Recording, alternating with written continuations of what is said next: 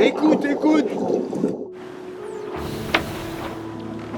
Je fais partie de l'association Longitude 181, une belle équipe qui souhaite réconcilier les hommes, nous les humains, avec la vie sauvage qui nous entoure et en particulier avec les créatures marines, les cachalots, à la rencontre desquels nous allons aller. Alors l'ambition, si tu veux, sur We Explore, c'est remettre dans un petit bateau des gens qui connaissent des choses différentes, mais qui ont la même vision. La coopération plus particulière avec Explore, c'est une amitié avec Roland et un rêve de faire un jour quelque chose ensemble. Ce rêve se réalise parce que nous partons à la rencontre de ces cachalots. Ces animaux sont mystérieux et nous rappellent vraiment que nous connaissons très peu de choses sur la richesse de la vie de cette planète et qu'on ne pourra tenter de l'approcher qu'ensemble.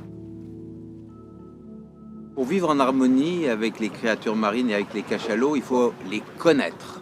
Donc il faut essayer de se mêler à eux, de les approcher pour comprendre leurs besoins. Et c'est ce qu'on va essayer de faire là, au cours de cette expédition, en essayant de les trouver dans cette immense Méditerranée, dans ce grand sanctuaire Pélagos, au large de Porquerolles, qui a 60 ans cette année, la plus belle réserve marine.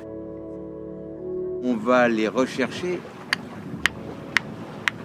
en les écoutant, en essayant de repérer dans cette immense épaisseur liquide les clics qu'ils émettent lorsqu'ils vont chasser les calmars dans les profondeurs. Donc nous allons mettre nos micros à l'eau et lorsque tout d'un coup nous allons les entendre, nous allons attendre qu'ils viennent respirer en surface. Ah, cette surface où ils sont là à l'air libre, se gorger les poumons pleins d'air pour les observer, essayer de les approcher suffisamment, sans les déranger, avec respect, pour faire leur carte d'identité visuelle. Tous les cachalots ont des caractéristiques physiques particulières que l'on essaye de relever, de photographier. Et quand on a fait ces cartes d'identité, tout d'un coup, on peut les reconnaître, c'est-à-dire les retrouver année après année et ainsi raconter leur histoire.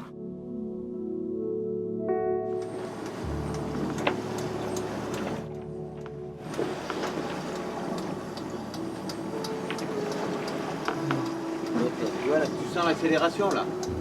Ça c'est connu. Non, il a trouvé, il précise. Silence, il a mangé. Énorme. Yes! Il a déjà mangé 2 calmars. Et c'est formidable parce qu'avec le micro, tu peux imaginer ce qui se passe dans la nuit des profondeurs à 500-600 mètres. Personne ne l'a jamais vu et nous on reconstitue la scène avec les sons. Formidable. Incroyable. Tac. Ouais, je suis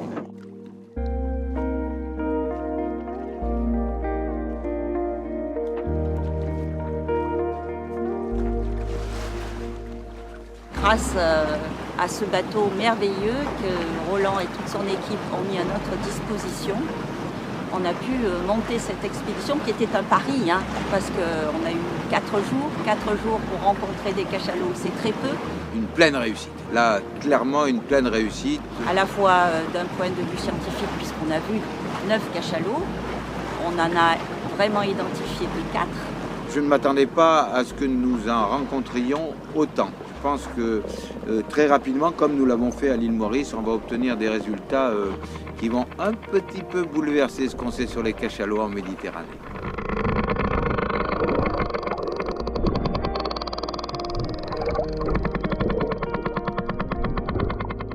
Cette semaine a été incroyable sur un bateau, qu'on fasse de la course au large ou de la recherche de rapprochement de cachalots. Il y a des longs moments où il ne se passe rien. Et puis tout d'un coup, ils sont là. Ou bien c'est comme tout d'un coup, le vent change, il faut changer de voile, il faut manœuvrer. Et là, tout d'un coup, ça cliquait dessus. Ça veut dire qu'ils sont remontés en surface. Ah, il y a un souffle, faut y aller, vite, vite. On apprend à aimer aussi un milieu qui peut nous sembler complètement étranger. Sous nos pieds, il y a tellement d'espèces qu'on ne peut pas imaginer, tellement de sons qu'on ne peut pas imaginer, qu'en capter quelques-uns, ça ouvre une porte dans l'imaginaire à tout ce qui existe réellement en dessous. Ils n'étaient pas très loin de là où on habite tous.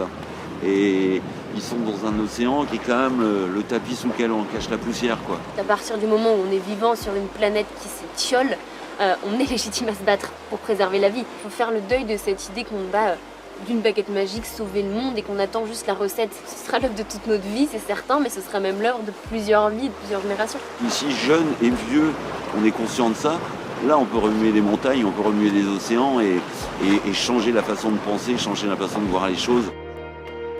À tout point de vue, on s'est régalé. C'était formidable d'être ensemble, de faire ça vraiment. Sur le plan technique, on a vu que ce bateau, c'est la plateforme idéale. On a fait un joli truc, c'était un test. Ça nous emballe pour aller plus loin. Et le cap de la diversité, il restera toujours pour nous un cap à suivre parce qu'on ne peut pas faire sans les autres humains, on ne peut pas faire surtout sans tout ça qu'on pourrait voir vide. Tu vois la surface de l'eau, là, on croirait que c'est vide. Ben non, c'est plein de vivants partout et on ne le connaît pas assez.